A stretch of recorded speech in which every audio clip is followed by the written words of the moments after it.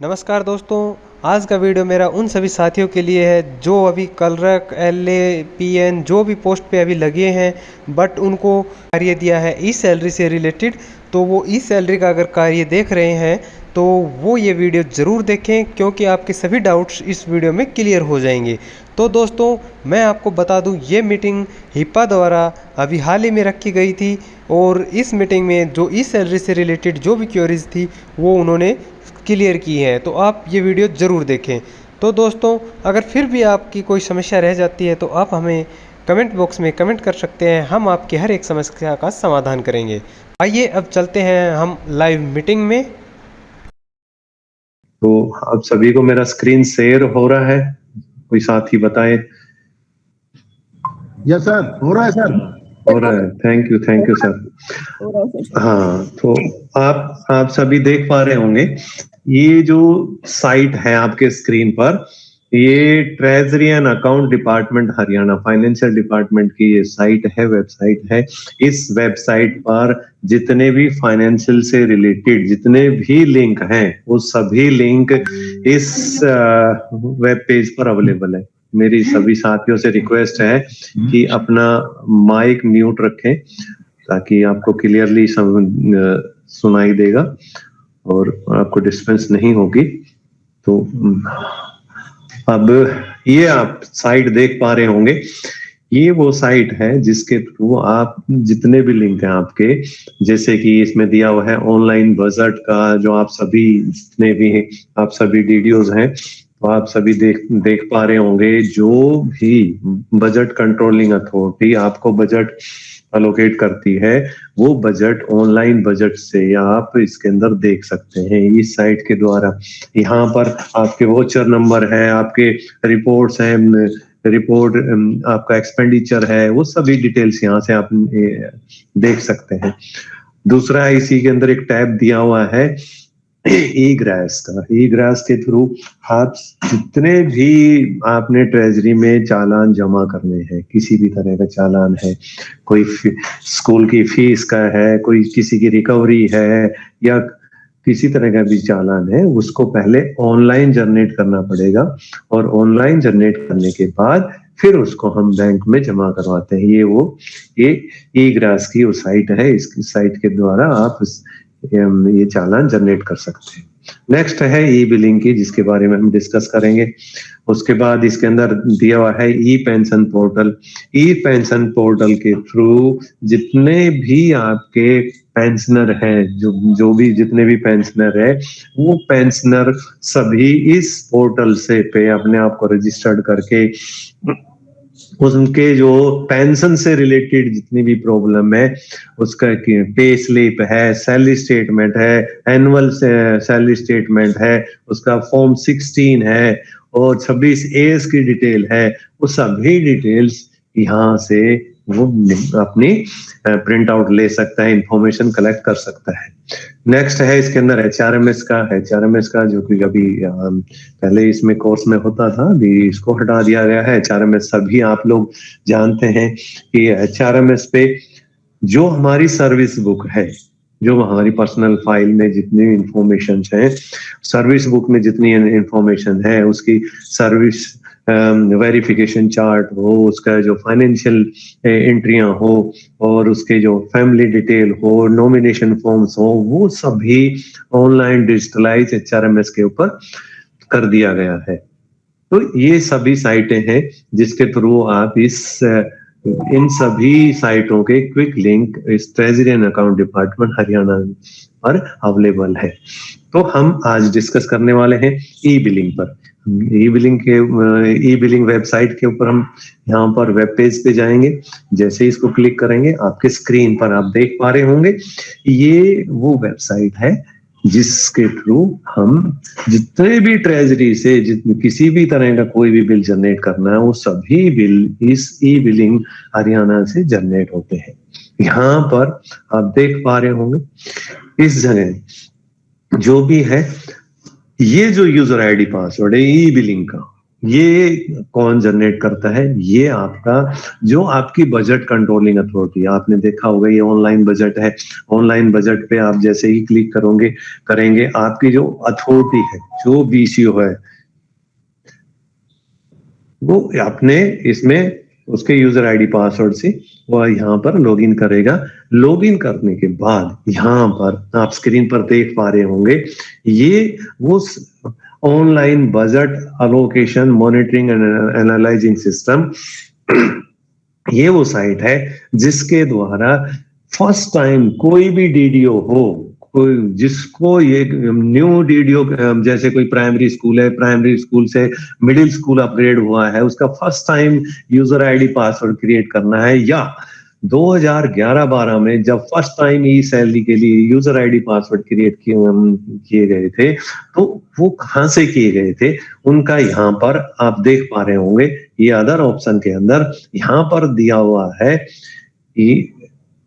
Enable add new user, ये आप tab देख पा रहे हो। इसके द्वारा जो आपकी डिस्ट्रिक्ट अथॉरिटी जो आपको बजट देता है, वो आपके लिए यहाँ से यूजर क्रिएट कर सकता है। उसके पास ये ऑप्शन है, जैसे ये डीडीओ के बाद उसका डिटेल्स ट्रेजरी डालेंगे, उसकी सब ट्रेजरी डालेंगे, सब ट्रेजरी डालने के बाद उसका यूजर का यहाँ पर नाम देंगे, उसका यूजर का नाम, और ये यूजर आईडी ऑटोमेटिकली सिस्टम के द्वारा इसके अंदर अपने आप जनरेट हो जाएगी, और उसकी इंफॉर्मेशन नीचे जो दी हुई है वो सभी इंफॉर्मेशन यहाँ पर हम फीड करेंगे।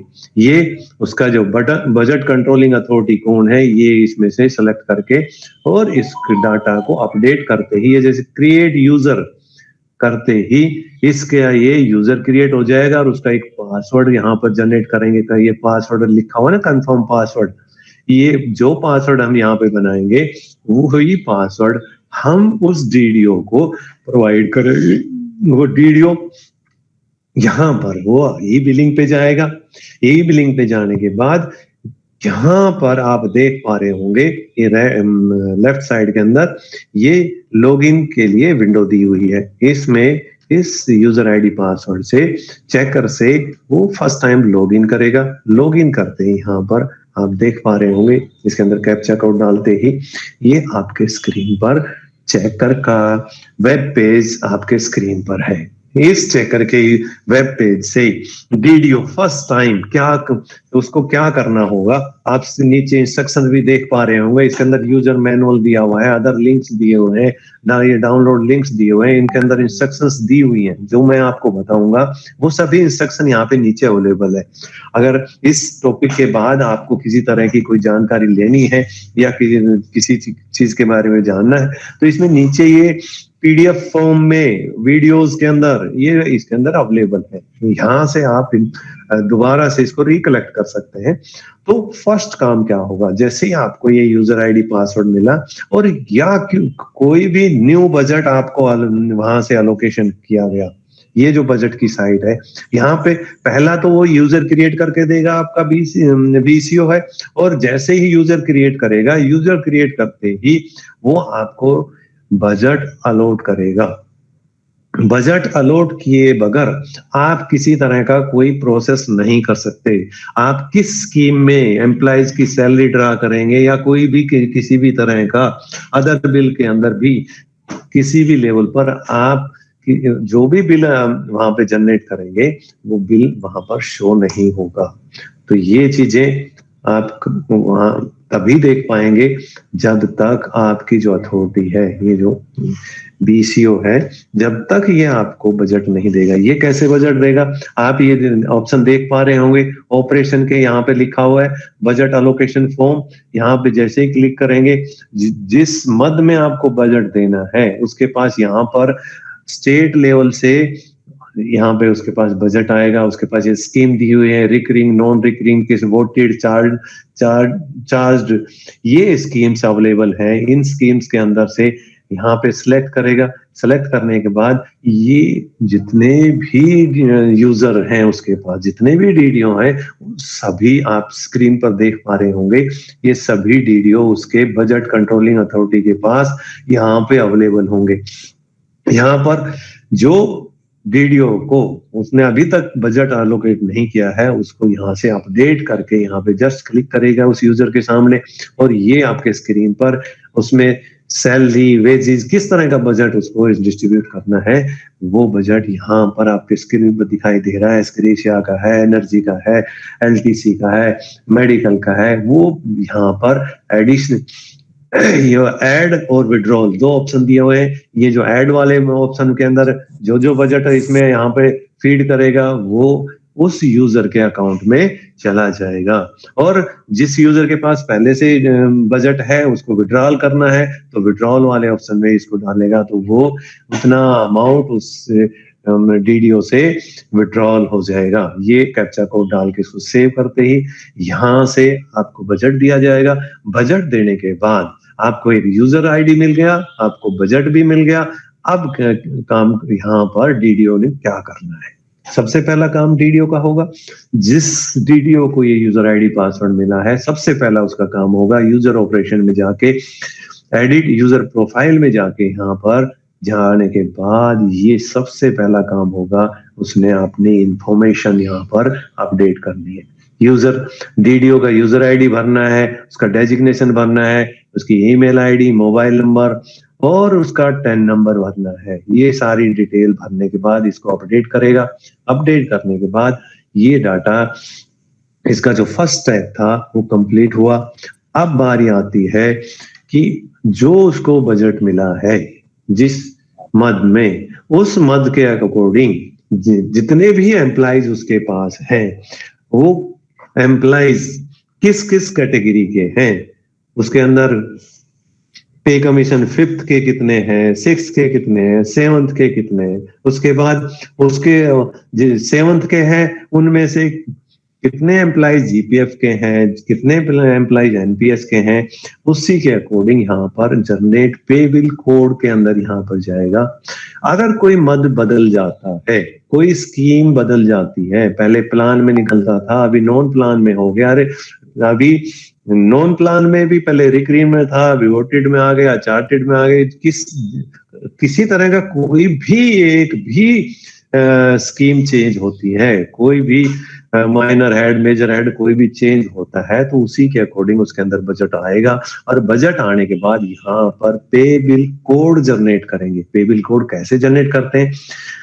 जिस स्कीम में, यहाँ पर स्कीम लिखा हुआ है, जैसे मैं जिसको मैंने हाईलाइट किया है यहाँ पे स्कीम लिखा हुआ है, इस स्कीम में ये जो विंडो है, विंडो के अंदर हम जैसे ही माउस को क्लिक करेंगे ड्रॉप डाउन बॉक्स के अंदर आपको यहाँ पर जो जो स्कीम में आपको बजट मिला है केवल वो ही स्कीम यहाँ पे दिखाई देगी। जिसके अंदर आपके पास बजट नहीं है वो स्कीम यहाँ पर दिखाई नहीं देगी। अगर जिस स्कीम में आपने कोई बिल जनरेट करना है पहले उस स्कीम में आप अपना बजट अलोकेट करवाएंगे। बजट अलोकेट करने के बाद ही यहाँ पे स्कीम कोड के अंदर आपको वो स्कीम दिखाई देगी। यहाँ से आपने वो स्कीम सेलेक्ट करनी है। आपने यहाँ पर एक चीज और भी ध्यान रखनी है, खासकर एजुकेशन डिपार्टमेंट में। यहाँ पर क्या है, एक ही डीडीओ के पास दो तरह के यूजर आईडी पासवर्ड है, एक एलिमेंट्री साइड का और एक सेकेंडरी साइड का। तो इनको मिक्स ना करे। ये प्रैक्टिस में देखने को मिला है कि डीडीओ एक ही यूजर के अंदर उसको बार बार ना खोलना पड़े, जो सेकेंडरी का यूजर है उसी के अंदर ही एलिमेंट्री के एम्प्लॉइज की सैलरी जनरेट करना, उनका अपडेट करना, उनके जो भी डाटा है, स्कीम है, सब कुछ उसी के अंदर इनेबल करना। तो ये मेरा आप सभी से रिक्वेस्ट है, आपने दोनों साइटों को ऑपरेट करना है। एलिमेंट्री के एम्प्लॉइज हैं उनको एलिमेंट्री में ही रखना है, सेकेंडरी के हैं उनको सेकेंडरी में ही रखना है।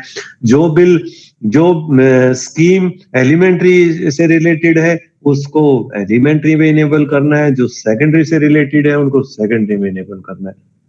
तो इस चीज का ध्यान रखें। यहाँ पर जिस सेक्शन को आपने ओपन किया हुआ है उसी सेक्शन से रिलेटेड आपने यहाँ पर ये स्कीम कोड सेलेक्ट करना है। जैसे आप स्कीम कोड सेलेक्ट करेंगे, अब इस स्कीम कोड में यहाँ पे आप स्क्रीन पर देख पा रहे होंगे, यहाँ लिख रखा है मिडिल एजुकेशन क्लास 6 to 8, यानी कि जो 6 to 8 के कर्मचारी हैं उनकी जो पे ड्रा होगी इस स्कीम कोड के अंडर ड्रा होगी। इसमें जितने एम्प्लॉइज हैं उन एम्प्लॉइज को हम यहाँ पर सेकंड जो ऑप्शन दिया हुआ है पर्पज ऑफ पे बिल, यहाँ पर इसको विंडो पे क्लिक करेंगे। क्लिक करते ही ड्रॉप डाउन बॉक्स में लिस्ट शो होगी आपको। इसके अंदर जो एम्प्लॉइज हमारे पास हैं उनको बाइफरकेट किया हुआ है। इसके अंदर गस्टेड, नॉन गस्टेड, इसके अंदर फिर गस्टेड में के अंदर एक दिया हुआ है जीपीएफ, एक दिया हुआ है एनपीएस। इसी तरह नॉन गस्टेड के अंदर नॉन गस्टेड विद जीपीएफ और एनपीएस नॉन गस्टेड। इस तरह आपने जो एम्प्लॉइज आपके पास है उनको ऐसे बाइफरकेट करना है। पहले तो उनको स्कीम वाइज बाइफरकेट करना है, फिर स्कीम वाइज बाइफरकेट करने के बाद फिर उनको जो एनपीएस के हैं उनको अलग करना है, जो जीपीएफ के हैं उनको अलग करना है। फिर जो जो जिस कैटेगरी में है उसी के अनुसार हम यहाँ पर पर्पज ऑफ पे बिल सिलेक्ट करेंगे। पर्पज ऑफ पे बिल सिलेक्ट कर लिया। जो पर्पज ऑफ पे बिल सिलेक्ट किया है इसके आगे एक विंडो है। इस विंडो के अंदर हमने अपनी तरफ से यहाँ पे कोई भी रेफरेंस, इस बिल को मैं याद रखने के लिए जब भी मैं इसमें काम करूं तो इसमें किस रेफरेंस के तहत मैं इसको, आप लोगों से रिक्वेस्ट है प्लीज आप अपना माइक म्यूट रखें। आपके श्वेता, हाँ जी आप बंद रखें प्लीज। तो यहाँ पर आप देख रहे होंगे इस बिल को, ये जो ये लिखा हुआ है मिडिल एजुकेशन क्लास 6 to 8 या 9 to 12 या 1 to 5, जो भी लिखा हुआ है यहाँ पे लिखा हुआ है जीपीएफ का, नॉन गस्टेड विद जीपीएफ। इसको मैं किस तरह लिख सकता हूँ? इसको 6 to 8 जीपीएफ लिख सकता हूँ, जिससे मेरे याद रहे जीपीएफ 1 2 3 जो भी आप रेफरेंस डालेंगे, जिससे आप इस बिल को, जब इस बिल को जनरेट करें, इसमें काम करें, तो आप इसको रिकॉग्नाइज कर सकें। उसके लिए जो भी रेफरेंस आप डालना चाहेंगे वो ही रेफरेंस आप इसमें बदल भी सकते हैं एडिट करके इसको। तो यहाँ पे जो रेफरेंस डालते ही यहाँ पे लिखा हुआ है जनरेट पे बिल कोड। जैसे आप पे बिल कोड को जनरेट करेंगे ये ऑटोमेटिक ऊपर लिखा हुआ है अवेलेबल पे बिल कोड। यहाँ पर इस सेक्शन के अंदर जैसे ही हम जनरेट करेंगे, यहाँ जो पहले से जनरेटेड बिल है ये आपके स्क्रीन पर दिखाई दे रहे हैं, ऐसे ही इस लिस्ट के अंदर ऐड हो जाएगा। बेटा अच्छा क्या बात,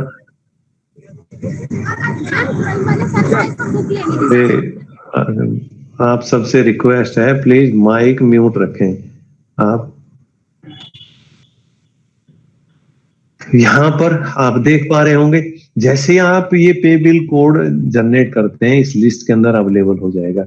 इस पे बिल कोड में अगर आप किसी तरह की चेंजिंग करना चाहते हैं, कोई एडेड स्कूल है, कोई कॉन्ट्रेक्चुअल का है, कोई एनपीएस का है, कोई जीपीएफ का है, यहाँ पर प्लान का है, वो प्लान नॉन प्लान में बदल गई या नॉन प्लान से प्लान में चला गया, तो उसी के अकॉर्डिंग आप इन पे बिल कोड को जनरेट करेंगे।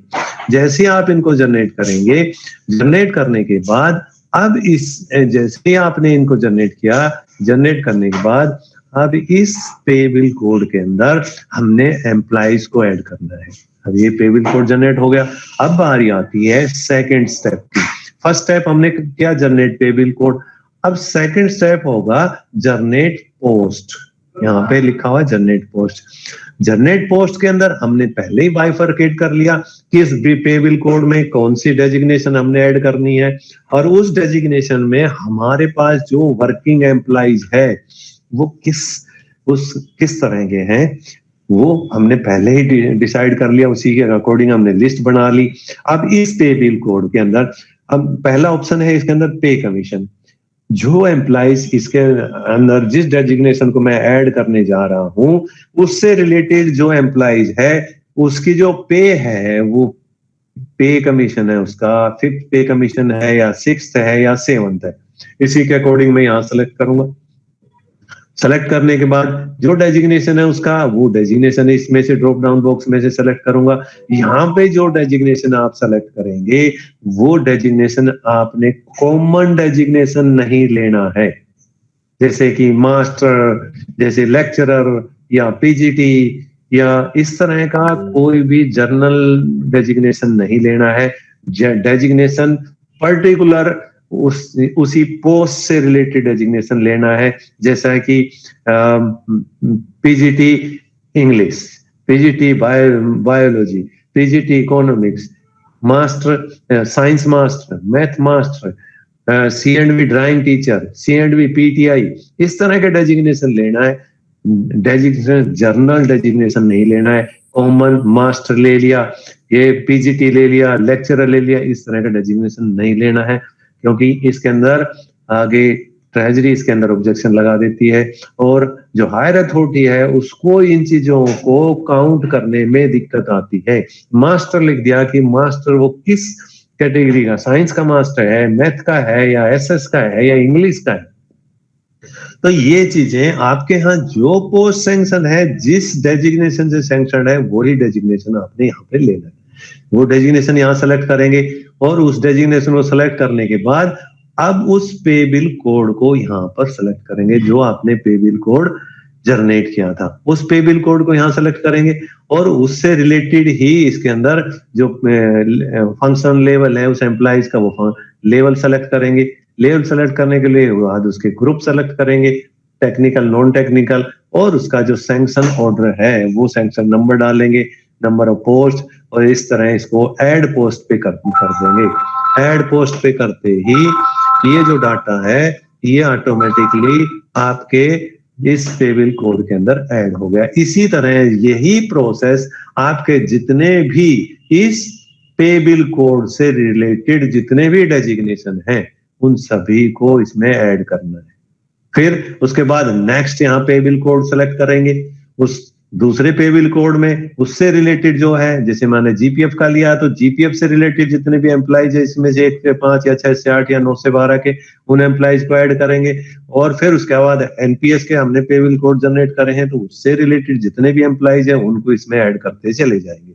तो इस तरह आप इसमें ऐड कर सकते हैं। ऐड करने के बाद हमने यहाँ पर पोस्ट ऐड कर दी, और आपकी पहले से जो पोस्ट बनी हुई है उसमें किसी तरह का एडिटिंग करना है तो इसके अंदर एक ऑप्शन दिया हुआ है एडिट पोस्ट का। यहाँ पर पे बिल सेलेक्ट करेंगे, जिस पोस्ट को में हमने एडिट करना है यहाँ पर वो सभी इस पे बिल कोड से रिलेटेड जितनी भी इसके अंदर पोस्ट यहाँ पे ऐड की हुई है वो सभी यहाँ पर शो होंगे। इसमें किसी तरह की कोई चेंजिंग है आप एडिट करके उसको चेंज कर सकते हैं। तो इस तरह आप इसमें जस्ट एडिट पे क्लिक करेंगे, ये इंफॉर्मेशन आपके स्क्रीन पर दिखाई दे रही है, इसके अंदर उसको क्लिक करके उसको चेंज कर देंगे। तो ये ऐसे आप इसमें चेंज कर सकते हैं। तो ये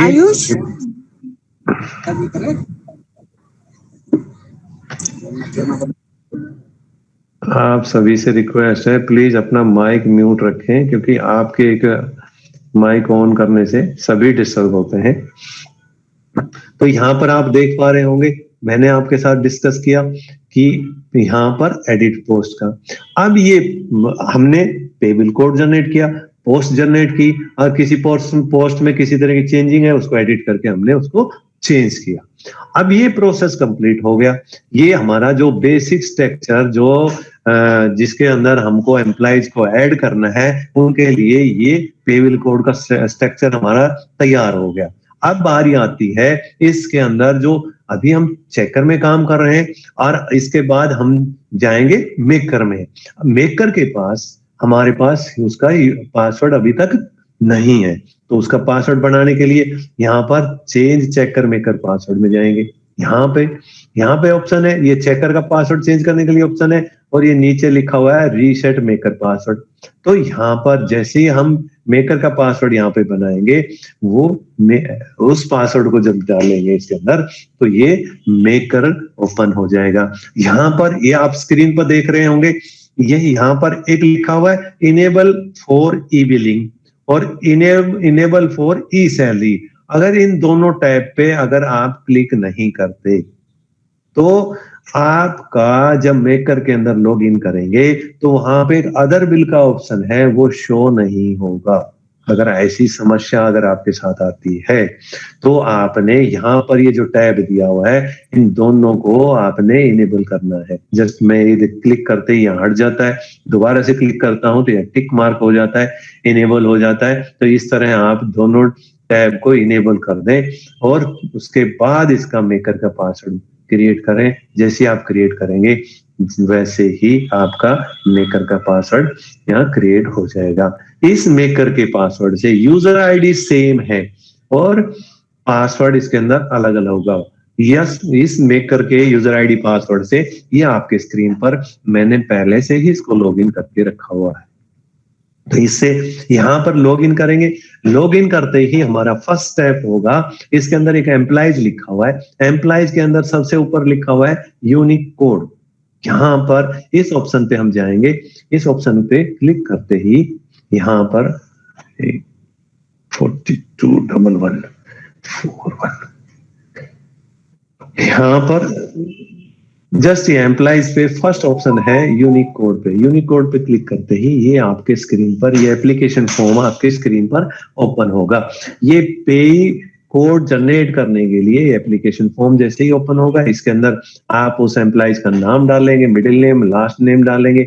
अब बारी आती है यहाँ पर पे टाइप की। यहाँ पर पे टाइप लिस्ट जो भी आप इसके अंदर यूजर पे कोड क्रिएट करेंगे वो किस तरह का पे कोड होगा। एम्प्लॉइज यानी कि रेगुलर एम्प्लॉइज। जैसे हमें यहाँ एम्प्लॉय सेलेक्ट करेंगे तो जो ये रेगुलर एम्प्लॉइज है उससे कंसर्न इसके अंदर टैब ओपन होंगे। यहाँ पर सबसे पहले इसमें ये जो इन्फॉर्मेशन है उसका mother name, father name, date of birth, Aadhaar number, PAN number, ये डिटेल आप इसके अंदर फीड करेंगे। उसके बाद इसका पेरेंटल डिपार्टमेंट आएगा। यहाँ से आपने पेरेंटल डिपार्टमेंट लेना है। इसके अंदर पेरेंटल डिपार्टमेंट लेने के बाद अब बारी आती है इसके अंदर रिमार्क के अंदर। यहाँ पर आप ये जो एम्प्लॉइज है, जो रेगुलर एम्प्लॉइज है, वो जीपीएफ का है या एनपीएस का है, यहाँ से आपने सेलेक्ट करना है जीपीएफ और एनपीएस। जिससे रिलेटेड है जीपीएफ है तो जीपीएफ सेलेक्ट करेंगे। फिर उसकी जीपीएफ की सीरीज आ जाएगी।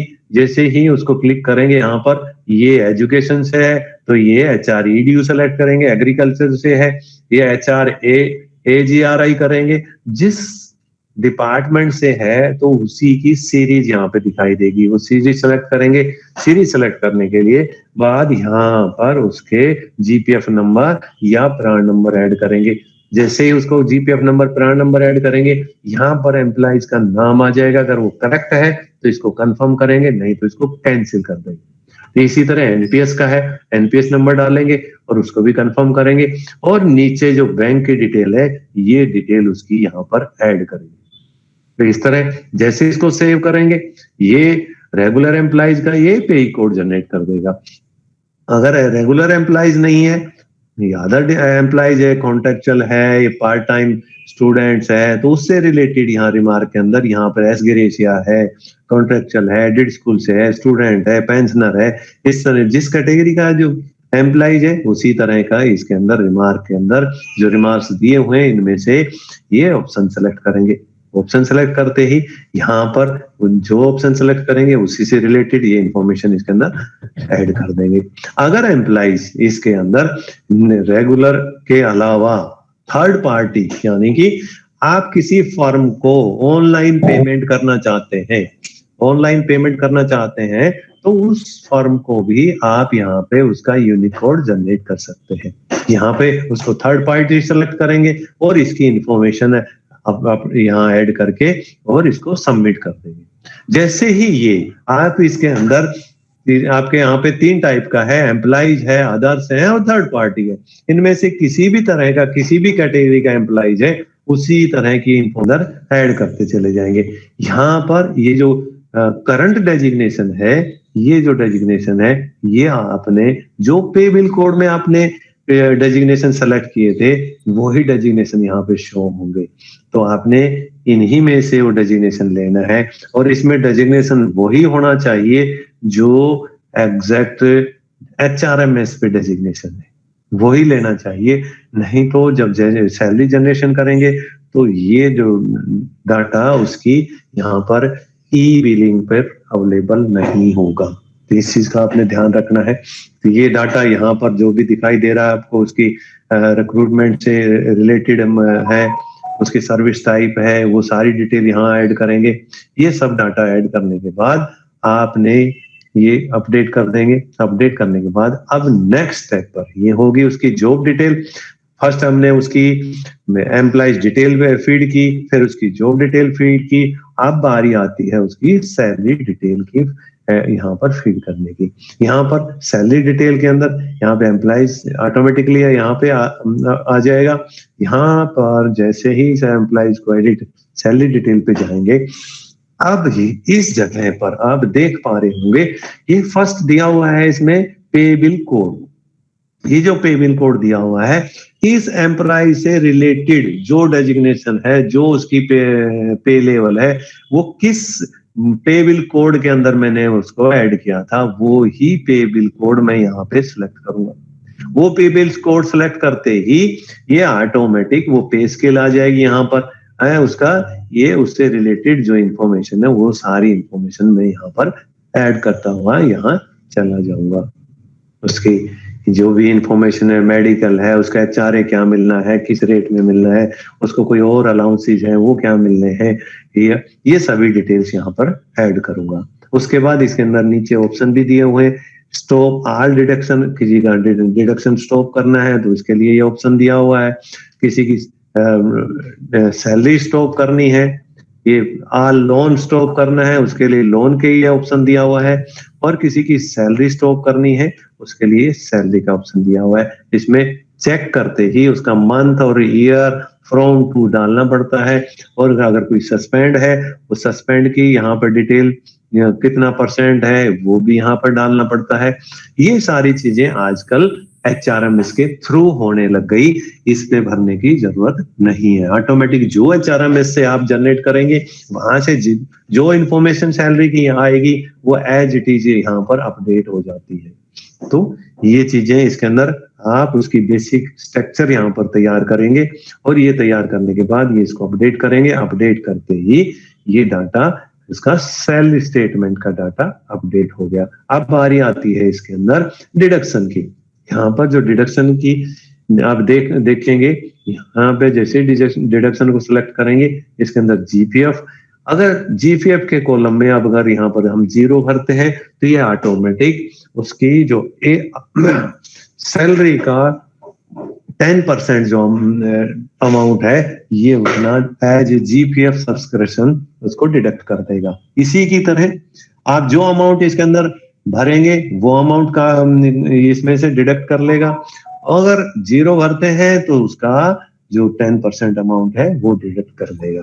इसी तरह यहाँ पर इनकम टैक्स का जो दिया हुआ है, इनकम टैक्स के अंदर हम यहाँ पर अगर 0 भरते हैं तो ये सैलरी का ये 10% के अनुसार ये यहाँ पर अमाउंट डिडक्ट कर लेगा टैक्स के रूप में। अगर यहाँ पे 1 भरते हैं तो ये उसका टैक्स 0 डिडक्ट करेगा। तो इसके अकॉर्डिंग आप यहाँ से सेलेक्ट कर सकते हैं। अब यहाँ पर दिया हुआ है GIS का जो भी इंफॉर्मेशन यहाँ पे DDOBT है, TOBT है, ये इसके अनुसार यहाँ पर डिडक्ट कर सकते हैं। तो ये यहाँ पे डिडक्शन का यहाँ पे ऑप्शन दिया हुआ है, इसको अपडेट कर देंगे। अब हमने एम्प्लॉइज का ये एम्प्लॉइज डिटेल अपडेट की, उसकी जॉब डिटेल अपडेट की, उसकी सैलरी डिटेल अपडेट की, डिडक्शन अपडेट की, अगर कोई लोन वोन लिया हुआ है तो लोन की भी इंफॉर्मेशन यहाँ पे अपडेट करेंगे। ये अपडेट करने के बाद अब बारी आती है उसकी, आप यहाँ पे जाएंगे चेकर के अंदर, ये सारी डिटेल अब इसको वेरीफाई एम्प्लॉइज इंफॉर्मेशन चेंजेस, इसमें जाके हम उसकी सभी जो डिटेल्स मैंने आपको बताई वो सभी इंफॉर्मेशन हम उसकी अपडेट करेंगे। इसमें किसी तरह कोई गलती है तो वापस सेम प्रोसेस हम लेंगे और उसमें वापस मेकर में जाएंगे, उस ऑप्शन पे जाके जहां गलती है उसको ठीक करेंगे। ठीक करने के बाद फिर से चेकर में आएंगे, यहाँ पर वेरीफाई एम्प्लॉय इंफॉर्मेशन में जाके यहाँ से इस ऑप्शन के थ्रू उसको वेरीफाई करेंगे। अब ये डाटा उसका वेरीफाई हो चुका है। ये वेरीफाई होने के बाद अब इस एम्प्लॉइज का जो भी इंफॉर्मेशन है वो सभी उसकी बेसिक इंफॉर्मेशन अपडेट हो गई। अब इस एम्प्लॉइज की आप किसी भी तरह की कोई भी सैलरी जनरेशन है वो कर सकते हैं। तो सैलरी जनरेशन के लिए अब ऑप्शन क्या है, सैलरी जनरेशन से पहले एक चीज और मैं बताना चाहता हूं कि ये पहले 2011-12 से लेके 2017 तक तो ये सैलरी यहाँ पर जो ये पे बिल लिखा हुआ है, जनरेट पे बिल लिखा हुआ है, इसी यहाँ से सैलरी जनरेट हो जाती थी, उसको दिक्कत नहीं होती थी। लेकिन अब एक हेडल और लगा दिया, सैलरी जनरेशन तो यहाँ से होगी, लेकिन उसके लिए क्या करना पड़ेगा, एम्प्लॉइज को एचआरएमएस में ट्रांसफर करना पड़ता है, क्योंकि ये प्रोसेस वन टाइम है, बार बार करने की जरूरत नहीं है। तो उसके लिए क्या करते हैं, यहाँ पे एक ऑप्शन दिया हुआ है एक्सपोर्ट डाटा टू एचआरएमएस। इस ऑप्शन के थ्रू यहाँ से जस्ट इसको एचआरएम यहाँ पे क्लिक करेंगे, क्लिक करते ही यहाँ डिपार्टमेंट आपके सामने स्क्रीन पर दिखाई देगा। जैसे इसको सेलेक्ट करेंगे, उन एम्प्लॉइज की लिस्ट आपके स्क्रीन पर दिखाई दे रहा है, उन एम्प्लॉइज की लिस्ट यहाँ पे आ जाएगी जिनका डाटा एचआरएमएस पे नहीं गया है। उनके सामने तो यहाँ पे ये व्यू लिखा है, यहाँ एडिट का ऑप्शन लिखा आ जाएगा, और जिनका डाटा यहाँ एचआरएमएस पे ट्रांसफर हो गया है उनका यहाँ पर व्यू लिखा रहेगा। जस्ट इस व्यू पे क्लिक करते ही, जैसे ही एडिट पे क्लिक करेंगे, ये जो एप्लीकेशन फॉर्म है आप स्क्रीन पे अपने पे देख पा रहे होंगे, ये डाटा आपके सामने आएगा। ये डाटा हमने फिलअप करना है। फर्स्ट, इसके अंदर इसके 3 पार्ट हैं। ये जो फर्स्ट पार्ट है इसके यूनिक कोड से रिलेटेड है। इसके अंदर जब हमने यूसीपी कोड जनरेट किया था, यूनिक कोड जनरेट किया था, उस टाइम जो इंफॉर्मेशन हमने इसके अंदर ऐड की थी, उसकी basic information, mother name, father name, उसकी डेट ऑफ बर्थ और उसका डेजिग्नेशन, ये सारी चीजें हमने वो ऐड की थी। वो सारी चीजें यहाँ इस ई सैलरी के मेकर में जाके उसको ठीक कर सकते हैं। अब बारी आती है, इसके अंदर एक नीचे ऑप्शन दिया हुआ है सेकंड, ये डेजिग्नेशन है, जेवीटी लिखा हुआ है, इसमें इसका जो पे स्केल लिखा हुआ है, ग्रुप लिखा हुआ है, और कैडर कंट्रोलिंग अथॉरिटी लिखा हुआ है। यहाँ पे यहाँ तक ई से एज पर E post working against this post, यहाँ तक की जो इंफॉर्मेशन है, अगर इसमें किसी तरह की कोई गलती है या कोई इंफॉर्मेशन यहाँ शो नहीं हो रही, इसके लिए यहाँ पर ये जो ईमेल आईडी दी हुई है, या तो इस पे भी कंप्लेंट डाल सकते हो। अगर ये वर्किंग डेजिग्नेशन नहीं दिखाई दे रहा, ऑफिस नहीं दिखाई दे रहा, या ई सैंक्शन पोस्ट नहीं दिखाई दे रही, ये चीजें अगर नहीं दिखाई दे रही, या ये डेजिग्नेशन दिखाई नहीं दे रहा, तो ये चीजें नहीं दिखाई दे रही, इसको ठीक करवाने के लिए या तो आप इस मेल पे आप अपनी रिक्वेस्ट डाल सकते हो, या आपका जो बजट कंट्रोलिंग अथॉरिटी है, जो मैं ये आपको ये लॉगिन दिखा रहा था, इस लॉगिन के थ्रू जो आपकी बजट कंट्रोलिंग अथॉरिटी है, वो यहां से आपके लिए आपके ऑफिस जो इसके अंडर हैं, उन डीडीओज की ये जितने भी ऑफिस हैं, उनकी पोस्ट यहां से जनरेट कर सकता है। वो कैसे कर सकता है, मैं आपको 1 बाय 1 करके दिखाता हूं। ये उनकी साइट है, जिस साइट के ऊपर यहां से लॉगिन करके उसके अंडर जितने डीडीओ हैं, यहाँ पर एक ऑप्शन दिया हुआ है edit work strength for DDO. यहाँ से edit work strength for DDO पे यहाँ पे जाके वो जितने ऑफिस हैं, जितने डीडीओ हैं, उन सब की लिस्ट यहाँ ओपन हो जाती है। ये आपके स्क्रीन पर ये दिखाई दे रहा है। यहाँ पर ये मैं इस ड्रॉप डाउन बॉक्स को, ये लिखा हुआ सेलेक्ट यूजर, इसके अंदर जब इसको ड्रॉप डाउन बॉक्स पे क्लिक करता हूं तो इसके अंदर वो सभी यूजर आ जाते हैं जिनको ये बीसीओ बजट देता है। उन सब की लिस्ट है, उस डिस्ट्रिक्ट में जितने भी डीडीओ हैं उन सब की लिस्ट यहाँ पर स्क्रीन पर है। इन डीडीओ के मान ले कोई क्या बोलते हैं, सीनियर सेकेंडरी स्कूल है और उसके अंडर 2 प्राइमरी स्कूल है, एक मिडिल स्कूल है, या कोई एक डीडीओ के अंडर अदर ऑफिस है जिनकी वो सैलरी निकालता है, तो उनको उनके यहाँ पर आपको एक तो ऑफिस क्रिएट करना पड़ेगा। यहाँ पे ऐड न्यू ऑफिस, जैसे ही आप यहाँ पे डीडीओ सेलेक्ट करते हैं और ऐड न्यू ऑफिस पे क्लिक करते हैं, इस ऑफिस के अंडर कितने ऑफिस क्रिएट हैं उनकी लिस्ट आ जाएगी। इनमें से किसी तरह कोई चेंजिंग करनी है तो एडिट पे जाके हम इसको क्लिक करके कर सकते हैं, या कोई न्यू ऑफिस बनाना है, या इनमें से कोई ऑफिस कोई प्राइमरी स्कूल है वो मिडिल स्कूल बन गया या हाई स्कूल बन गया या सीनियर सेकेंडरी स्कूल बन गया, ऐसी स्थिति में उसको डिलीट करना है तो यहाँ से डिलीट करेंगे और उसका न्यू यूजर क्रिएट करेंगे और उसके लिए न्यू ऑफिस क्रिएट करेंगे। तो उसके लिए ये साइट उनके पास अवेलेबल है। ये मैं आपको इसलिए इन्फॉर्म करना चाहता हूं क्योंकि आपके यहाँ पे किसी का ऑफिस गलत हो रहा हो या किसी का ऑफिस क्रिएट करवाना हो या उस ऑफिस के अंदर आपको कोई पोस्ट ऐड करवानी हो किसी एम्प्लॉइज का डाटा ट्रांसफर करने के टाइम पे, या कोई एम्प्लॉइज ट्रांसफर होके आ रहा है या कोई न्यू स्कूल क्रिएट हुआ है, ऐसी स्थिति के अंदर आप उस डाटा को किस अथॉरिटी के पास जाके ठीक करवा सकते हैं। तो ये आपकी जो अथॉरिटी है इसके आपसे कांटेक्ट करेंगे और वो आपके लिए यूजर भी क्रिएट करेगा, ऑफिस भी क्रिएट करेगा और उस ऑफिस के अंदर पोस्ट भी क्रिएट करेगा।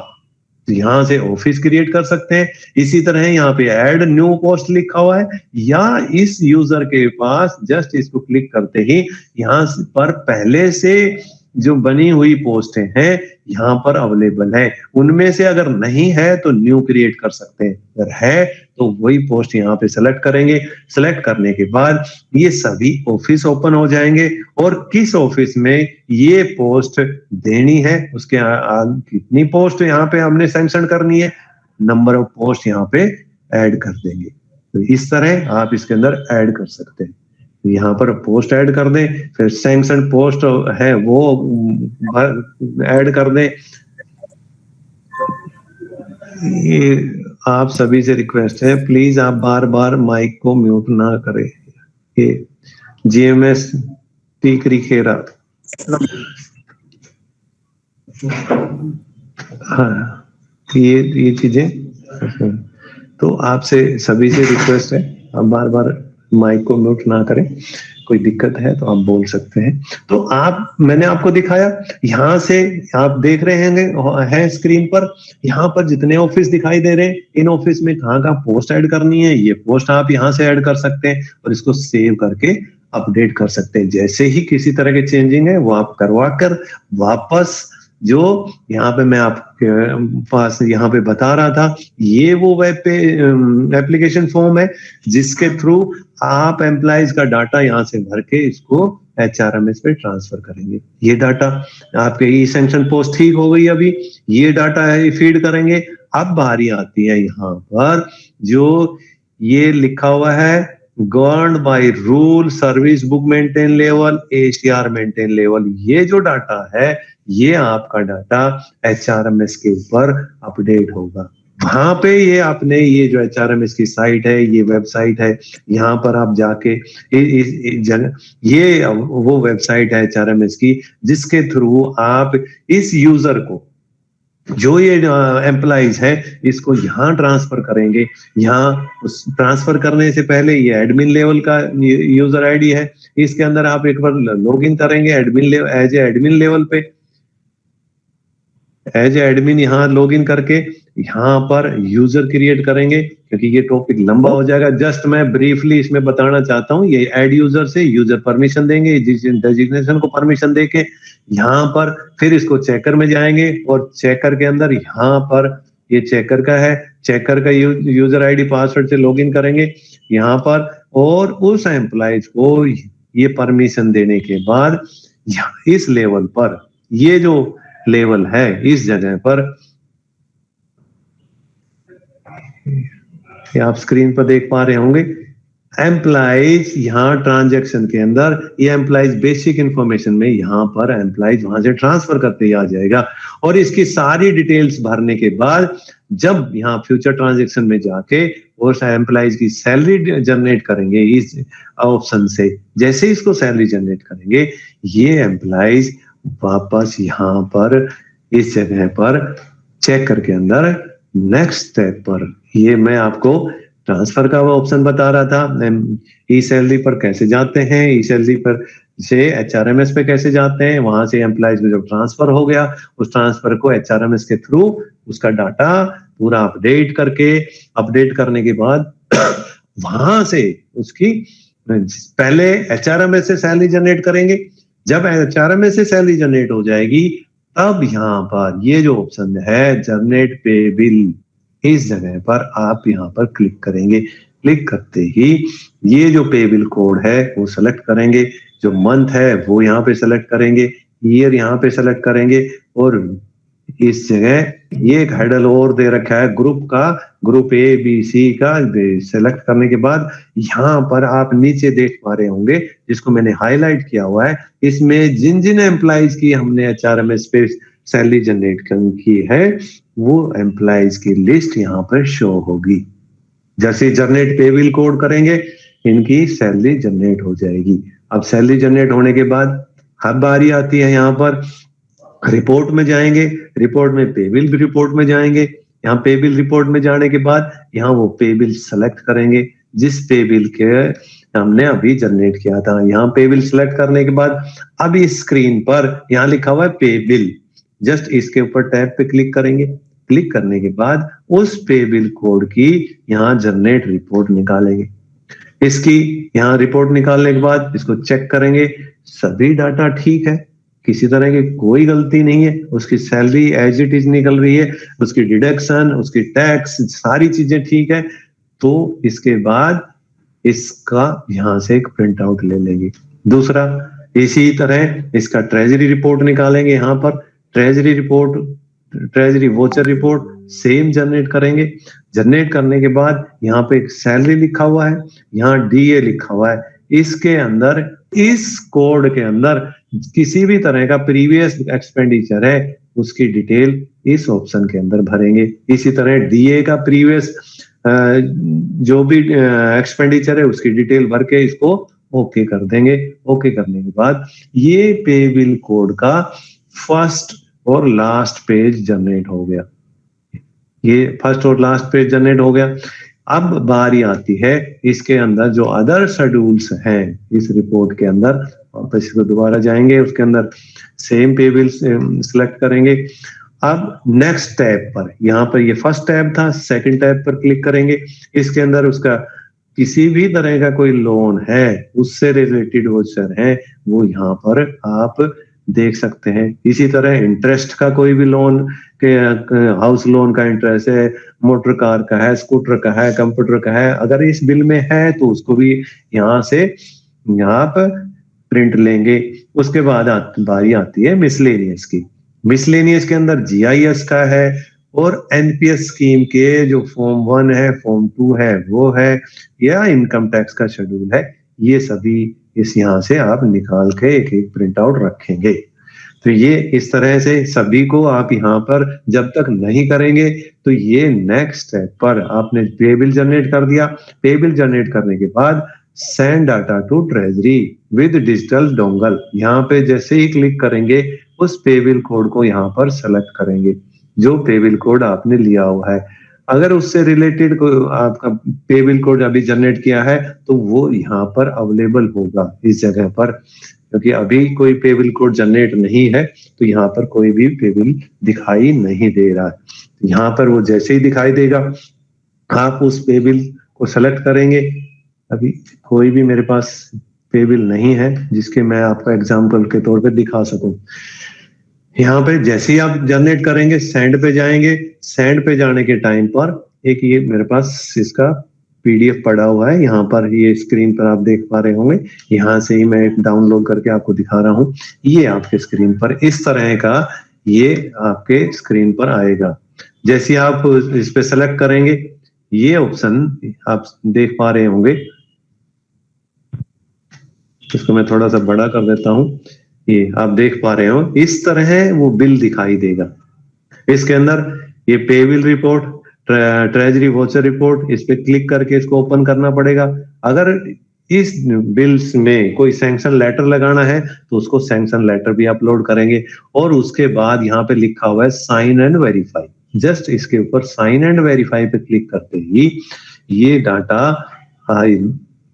ये आपके स्क्रीन पे जो दिखाई दे रहा है इस तरह का टैब आपके स्क्रीन पर दिखाई देगा। जस्ट इसके अंदर ये जो रेड कलर से एरो दिया हुआ है यहाँ पे लिखा हुआ है साइन डॉक्यूमेंट। पहले आपने सिस्टम में अपना डोंगल लगा के रखना पड़ेगा। डोंगल लगाने के बाद यहाँ पर साइन डॉक्यूमेंट पे क्लिक करते ही ये प्रोसेस करना स्टार्ट कर देगा। ये विंडो आपके स्क्रीन पर दिखाई देगी। इस विंडो को क्लोज कर देंगे।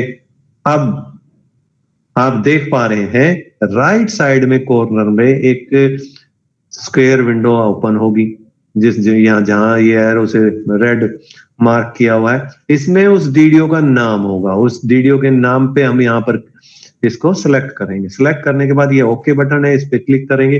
क्लिक करते ही यहाँ पर ये फॉर्म आपके स्क्रीन पर शो हो जाएगा। फॉर्म, अब ये जो विंडो जहां पर डीडीओ का सिग्नेचर शो हो रहा था, उसी के नीचे एक विंडो और ओपन होगी और उसमें लिखा होगा पिन से इंसर्ट पिन नंबर। जो आपके डोंगल का पिन नंबर है वो पिन नंबर यहाँ सेलेक्ट करेंगे और इसको ओके कर देंगे। पिन नंबर सेलेक्ट करते ही अब ये आपके जो बिल का फर्स्ट पेज है उसके कॉर्नर पर ये डिजिटल सिग्नेचर शो होंगे, आप देख पा रहे होंगे। जस्ट इस पे साइन पे क्लिक करते ही इस बिल के अंदर वो सिग्नेचर अटैच हो जाएंगे और यहाँ पर अब ये बिल आपके पास सक्सेसफुली डिजिटलाइज साइन हो गया है। जैसे ही अब ये इसको डाउनलोड करके आप इस डिजिटल सिग्नेचर का प्रिंट आउट एक ऑफिस कॉपी अपने पास रख लेंगे। और आजकल ट्रेजरी में बिल जमा करने की जरूरत नहीं है, तो आपने ट्रेजरी में बिल के लिए इसका प्रिंट आउट नहीं निकालना, केवल अपनी ऑफिस कॉपी के लिए इसको प्रिंट आउट निकाल के रखना है। जैसा ही इसके अंदर नेक्स्ट टैब दिया हुआ है send data to treasury, just इस पे क्लिक करते ही ये डाटा आपका ट्रेजरी में ट्रांसफर हो गया। तो ये इसका प्रोसेस था एक एम्प्लॉइज का, कैसे हम उसको लॉगिन करके उसका पेबिल कोड जनरेट करते हैं, उस पर एम्प्लॉइज को कैसे रिसीव करते हैं, रिसीव करने के बाद उसको एचआरएमएस पे कैसे ट्रांसफर करते हैं, ट्रांसफर करने के बाद उसका पेबिल कैसे जनरेट करते हैं। इसी के अंदर आप देख पा रहे होंगे इसके अंदर ऑप्शन दिए हुए हैं अदर बिल का। यहाँ पर ये देख, इसके अंदर एम्प्लॉइज के अंदर अदर चीज ये है, पहले ये ट्रांसफर होता था, रिसीव होता था, आजकल ये चीजें बंद हो गई है। इसके अंदर एक ऑप्शन दिया हुआ है डिसेबल पे, कोई एम्प्लॉय आपके यहाँ से ट्रांसफर हो गया है, रिटायर हो गया है, तो इस जगह पे जाके उस डिसेबल पे कर सकते हैं। नेक्स्ट ऑप्शन इसके अंदर दिया है अलोकेट डी अलोकेट पे कोड। मान लो कोई एम्प्लॉइज आपके यहाँ पर है, कोई स्टूडेंट है या कोई अदर एम्प्लॉइज है जिसकी अभी जरूरत नहीं है, जिसको अब आप प्रोसेस नहीं करना चाहते, उनको भी यहाँ से अलोकेट डी अलोकेट कर सकते हैं। इसी तरह सेम प्रोसेस यहाँ पर है allocation deallocation of pebble code. जो पेबिल कोड अभी यूज में नहीं है उनको इस ऑप्शन के द्वारा आप डिसेबल कर सकते हैं। तो ये इसको कोई डिसेबल किया है उसको टेम्परेरी इनेबल करना है, तो इसके लिए ये इनेबल पे कोड में जाके जिन को डिसेबल किया था उनको वापस इनेबल करना है, तो यहाँ से इनेबल कर सकते हैं। तो ये चीजें, और ये इंक्रीमेंट ये पहले होता था क्योंकि ये अब ऑप्शन अभी एचआरएमएस पे चला गया, तो ये अब यहाँ से ये चीजें नहीं होती। दूसरा यूसीपी अपलोड, ये पहले बल्क में स्टूडेंट्स को हम स्टाइफंड देते थे, उनके लिए यहाँ पे ये ऑप्शन दिया हुआ था। इस ऑप्शन के थ्रू आप बल्क में पे कोड को अब किसी भी स्टाइफंड के अंदर बच्चों को स्टाइफंड देना है, उसके लिए बिल बनाना है, उसके लिए ये चीजें होती थी। तो ये चीजें अभी फिलहाल है, काम करती, लेकिन इनका यूज नहीं है। दूसरा वेरीफाई अदर बिल के लिए ये ऑप्शन दिया हुआ है, वेरीफाई ईपीएससी के लिए यहाँ से ऑप्शन दिया हुआ है। जैसे ही आपका पे बिल कोड जनरेट हो गया, ट्रेजरी चला गया, ट्रेजरी के जाने के बाद जैसे ही ईपीएस मिलेगी आपको, यहाँ पर ये वेरीफाई ईपीएस में जाएंगे, यहाँ पे वो ईपीएस नंबर डालेंगे, यहाँ पे ईपीएस नंबर डालने के बाद ये, और इसको जैसे ही क्लिक करेंगे इससे रिलेटेड जो भी बिल है उसकी डिटेल यहाँ पर ओपन हो जाएगी। ओपन होते ही उस बिल को सेलेक्ट करके जस्ट इसको क्लिक करके इसको भी डिजिटलाइज साइन करके बैंक में भेजेंगे। जैसे ही आपने जो पे बिल जनरेट किया वो पे बिल ट्रेजरी में पहुंच गया, उसको ऑटोमेटिक टोकन लग गया। टोकन लगने के बाद जैसे ही वहां से ईपीएस जनरेट होगी, यहाँ पर ईपीएस को आप वेरीफाई करेंगे। वेरीफाई ईपीएस में जाके उस ईपीएस को वेरीफाई करेंगे और वेरीफाई करते ही डिजिटलाइज डोंगल के द्वारा ये आपके बैंक में चली जाएगी। तो इस तरह ये आपके प्रोसेस इसके अंदर दिए हुए हैं, तो इनके बारे में मैंने आपको बताया। इसी तरह है जहां आपने पे बिल में जनरेट पे बिल के बारे में बताया था, इसी तरह ये कॉन्ट्रेक्चुअल के लिए भी है। यहाँ पर आप देख रहे हैं पार्ट टाइम कॉन्ट्रेक्चुअल, इनके लिए यहाँ से जनरेट पे बिल जनरेट कर सकते हैं। इसी तरह इनके लिए सेंड करने के लिए ट्रेजरी सेंड डाटा, ट्रेजरी की नीचे ही यहाँ पे लिखा सेंड डाटा फॉर कॉन्ट्रेक्चुअल, यहां से आप उस बिल को सेंड कर सकते हैं। अगर मान लो जो आपने पे सेंड टू डाटा ट्रेजरी किया है, उस बिल को रिकॉल करना है, उसमें आपको पता लग गया कोई गलती है, तो रिकॉल बिल फ्रॉम ट्रेजरी ये ऑप्शन इसमें दिया हुआ है। जस्ट इस पे क्लिक करके उस पे बिल को यहाँ पर सेलेक्ट करेंगे। सेलेक्ट करने के बाद अगर वो पे वहां से ट्रेजरी ने उसको पास नहीं किया है, तो यहाँ पे अवेलेबल होगा और उसको रिकॉल कर सकते हैं। तो इस तरह आप इसको रिकॉल करके दोबारा जनरेट करके उस डाटा को प्रोसेस कर सकते हैं। तो इस तरह ये पे बिल से रिलेटेड मैंने आपको यहाँ पर बताया। इसी के अंदर ऑप्शन है, इसके अंदर दिया हुआ है, ये जो ऑप्शन दिया हुआ है वेरीफाई अदर बिल्स। कोई आपने अदर बिल बनाया है, अदर बिल बनेगा कहाँ पर, आपने यहाँ पर अदर बिल मेकर में जाके आप इसको अदर बिल जनरेट करेंगे। ये अदर बिल है, अदर बिल के अंदर अदर बिल एंट्री है। अगर कोई अदर बिल बना हुआ है उसको एडिट करना है तो यहाँ एडिट अदर बिल में जाकर भी कर सकते हैं। आपने अपने पे बिल का स्टेटस पता करना है तो चेक पे बिल स्टेटस करके ये ऑप्शन दिया हुआ है, चेक ईपीएस स्टेटस करके ऑप्शन दिया हुआ है। यहाँ से इन ऑप्शन के द्वारा आप अपने बिल का स्टेटस पता कर सकते हैं।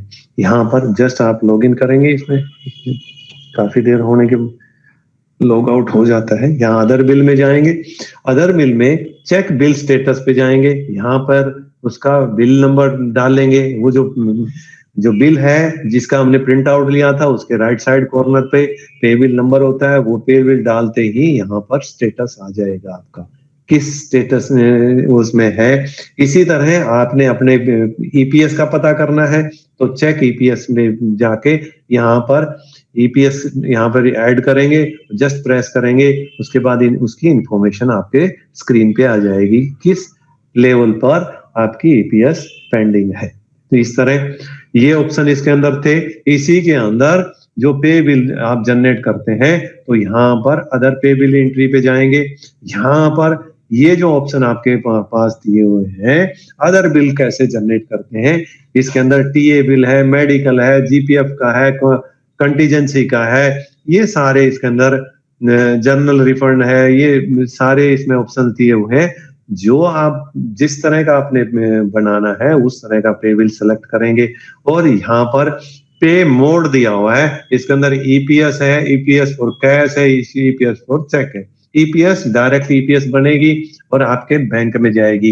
ईपीएस अगर कैश निकलवानी है तो उसके लिए कैश के लिए ये ईपीएस का अलग से एक इसमें ऑप्शन दिया हुआ है और उसी के अकॉर्डिंग आपका ईपीएस मिलेगी, आप उसका कैश कर सकते हैं। और इसी तरह ईपीएस का चेक, जैसे आप इसको बैंक में जमा करेंगे आपको चेक बना के दे देगा, किसके नाम पे बनाना है वो डिटेल आप देंगे। इसमें कैश निकलवाना है तो बैंक आपको कैश निकाल के दे देगा। इसी के अकॉर्डिंग ये डिपार्टमेंट सेलेक्ट करेंगे और जस्ट ईपीएस सेलेक्ट करेंगे तो आपके बैंक में चला जाएगा। इसी की तरह इसके अंदर स्कीम्स दी हुई है, किस स्कीम में ये आपने बिल जनरेट करना है, किस स्कीम में आपके पास पैसा आया हुआ है, आपको बजट अलोकेट किया हुआ है, वो स्कीम इनमें से जो आपके डिपार्टमेंट से रिलेटेड स्कीम है वो यहाँ पर शो होगी, वही आपने इसमें से सेलेक्ट करनी है। और सेलेक्ट करने के बाद उसका जो बजट है इसके अंदर अवेलेबल होगा तो ये बाकी की डिटेल आप इसके अंदर भर सकते हैं। इसके अंदर दिया हुआ है detail bill, advance bill, adjustment bill और पे थ्रू आधार, इसमें से आपने सेलेक्ट करना है।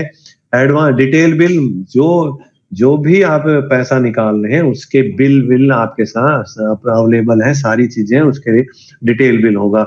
और कोई अमाउंट निकालना है, अभी तक उसके अगेंस्ट आपने कोई परचेजिंग नहीं की है तो उसके एडवांस बिल निकालना पड़ता है। और कोई पहले एक अमाउंट निकाला था और अमाउंट से रिलेटेड ही जो बाकी बचा हुआ अमाउंट है उसको विड्रॉल करना है, तो वो एडजस्टमेंट बिल के थ्रू उसके पुराने बिल की यहाँ पे डिटेल देनी पड़ती है, वो उसका टोकन नंबर डिटेल वो सारी चीजें देंगे और उसका एडवांस बिल बनाएंगे।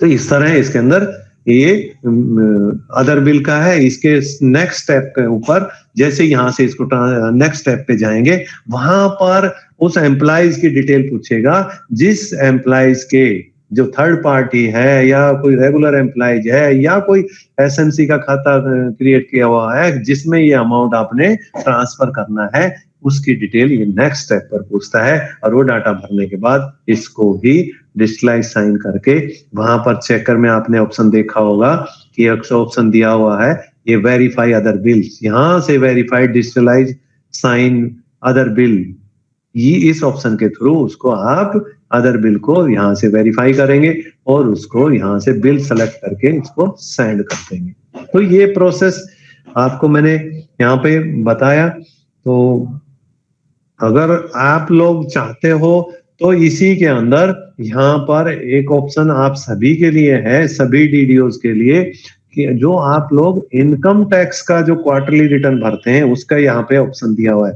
यहाँ पे अपलोड सब वोचर्स हैं, उस अदर बिल के रिलेटेड जो भी वोचर है यहाँ से अपलोड सब वोचर यहाँ से अपलोड कर सकते हैं। तो दोस्तों आज की मीटिंग हमारी यहीं पे समाप्त होती है। अगर आपका ई सैलरी से रिलेटेड अभी कोई क्वेश्चन पेंडिंग रहता है तो आप हमें कमेंट बॉक्स में कमेंट कर सकते हैं, हम आपकी हर एक समस्या का समाधान करेंगे। तो मिलते हैं आपसे दोस्तों नेक्स्ट वीडियो में, तब तक के लिए आप अपना ख्याल रखें। जय हिंद, जय भारत।